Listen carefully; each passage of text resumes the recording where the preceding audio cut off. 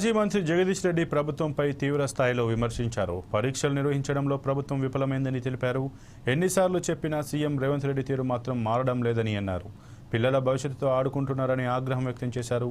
కేటీఆర్పై పెట్టిన కేసు చిల్లర కేసుగా భావిస్తున్నామని ఆయన అన్నారు.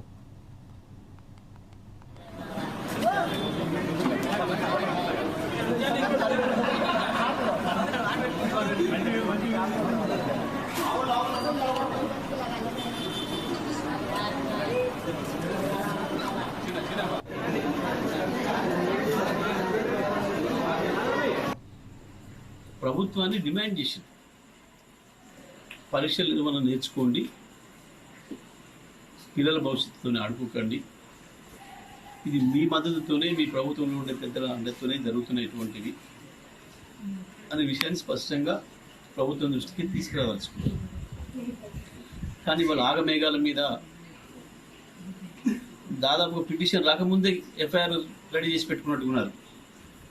వాస్తవానికి బిఎన్ఎస్ ప్రకారం 15 రోజుల్లో ఎప్పుడైనా చేసి పిటిషన్ ఇచ్చిన తర్వాత ఎఫ్ఐఆర్, కానీ సెకండ్ల మీద పిటిషన్ ఇవ్వడం, ఎఫ్ఐఆర్. పైగా ఇక్కడున్న ఈ చోట నాయకుడు ఎవరో కేటీఆర్ గారికి తెలుసట, ఆల్రెడీ వారి సామాజిక వర్గం ఏందో కూడా తెలుసట. ఇంకా చాలా ఆశ్చర్యంగా ఉంది. అంటే ఇది ఏంది?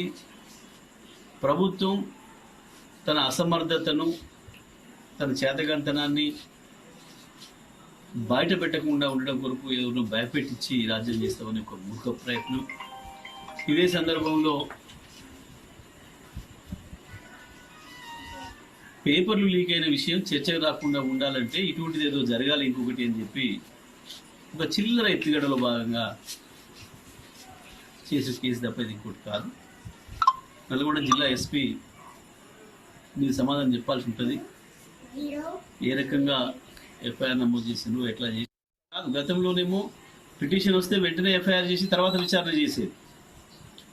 కానీ ఇవాళ వచ్చిన చట్టం ప్రకారం విచారణ చేసే అధికారం, అవకాశం 15 రోజులు ఇచ్చాను స్టేషన్ హౌస్ ఆఫీసర్ని. ఆ తర్వాత విచారణలో నిజాలన్నీ వస్తే, దొరికితే, ఆధారాలు దొరికితే అప్పుడు ఎఫ్ఐఆర్ చేయొచ్చు పెట్టాను. చాలా చోట్ల అదే పని చేస్తున్నారు. ఇప్పుడు వచ్చిన ప్రభుత్వమే పిటిషన్ తయారు చేసి ముఖ్యమంత్రి గారి ఆఫీస్ నుంచి పాంప్లెట్ తయారు చేసి పంపించి